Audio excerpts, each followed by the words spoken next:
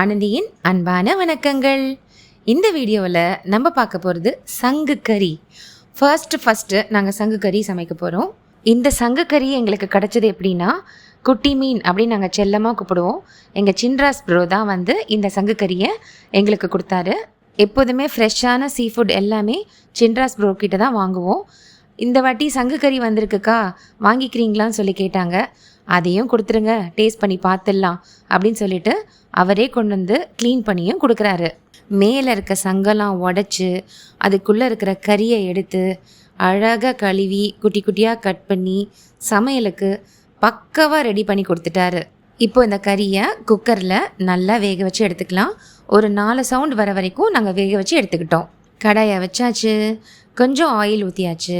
இதில் 1 டீஸ்பூன் சோம்பு, கட் பண்ணி வச்சுருந்த வரமிளகாய் ஒரு 4, பெரிய வெங்காயம் 1, தக்காளி 3, பச்சை மிளகாய் 5, கொஞ்சம் கருவேப்பிலை எல்லாத்தையும் இதில் சேர்த்து நல்லா வதக்கணும். தேவையான உப்பையும் இதோட சேர்த்துடலாம். கொஞ்சோண்டு இஞ்சி பூண்டு பேஸ்ட் இதையும் சேர்த்துக்கலாம். இதையும் சேர்த்து நல்லா வதக்கலாம். இந்த சங்கு கறியை இப்போ தானே சமைக்கிறோம், ஸோ இது எப்படி வரும் அப்படின்னே எங்களுக்கு தெரியவே இல்லை. ஒரே எக்ஸைட்டிங்காக இருக்குது. நல்லா வந்தால் சாப்பிடுவோம், நல்லா வரலைனாலும் சாப்பிடுவோம். வெங்காயம் தக்காளி நல்லா வதங்கி வந்துருச்சு, எண்ணெயெல்லாம் பிரிஞ்சு வந்துருச்சு பார்த்தீங்களா.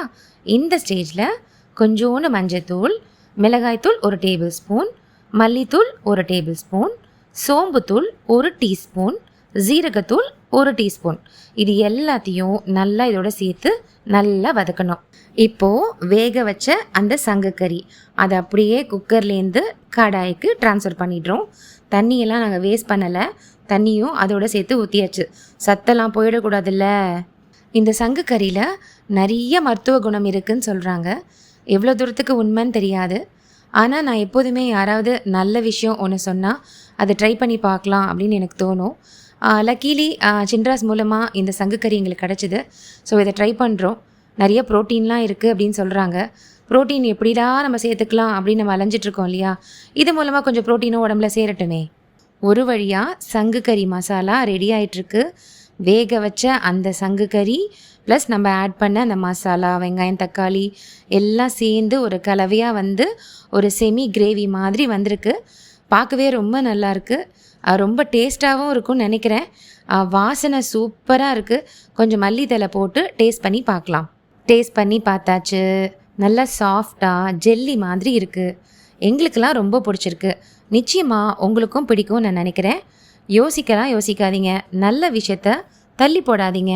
உங்களுக்கும் சங்கு கறி கிடைக்கும்னா நீங்களும் ட்ரை பண்ணி பாருங்கள். இந்த வீடியோ உங்களுக்கு பிடிச்சிருந்தா லைக் பண்ணிவிடுங்க, ஷேர் பண்ணிவிடுங்க, முக்கியமாக சப்ஸ்கிரைபும் பண்ணிவிடுங்க. அந்த பெல் பட்டனை ஒரு தட்டிடுங்க. அடுத்த வீடியோவில் வேற ஒரு ரெசிபியோடு பார்க்கலாம். அதுவரை அன்பை பரிமாறிக்கிட்டே இருங்க. நன்றி, வணக்கம்.